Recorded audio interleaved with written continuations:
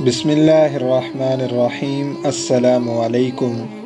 प्यारे दोस्तों, कहते हैं कि सुल्तान महमूद गज़नवी के दौर में एक शख्स की तबीयत नासाज हो गई। वो तबीब के पास गया और कहा कि मुझे दवाई बना के दो। तबीब ने कहा कि दवाई के लिए जो चीज़ें दरकार हैं सब मौजूद हैं सिवाय शहद के। तुम अगर शहद कहीं से ला दो तो मैं दवाई तैयार करके देता हूँ। इत्तिफाक से वो मौसम शहद का नहीं था। उस शख्स ने हकीम से वो डुबिया पकड़ी और लोगों के दरवाज़े खटखटाने लगा, मगर हर जगह मायूसी हुई। जब शहद कहीं से ना मिला तो वो सुल्तान महमूद गज़नवी के दरबार में हाजिर हुआ। वहाँ अयाज़ ने दरवाज़ा खोला और दस्तक देने वाले की रोदाद सुनी।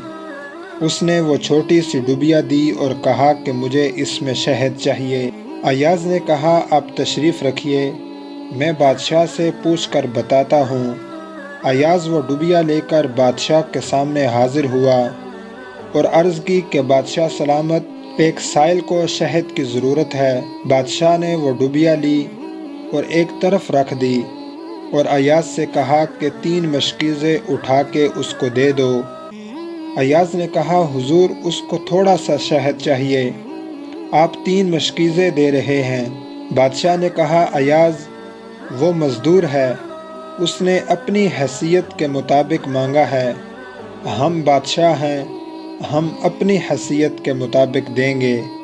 प्यारे दोस्तों, मौलाना रूमी रहमहुल्लाह फरमाते हैं कि आप अल्लाह ताला से अपनी हैसियत के मुताबिक मांगें, वो अपनी शान के मुताबिक अता करेगा।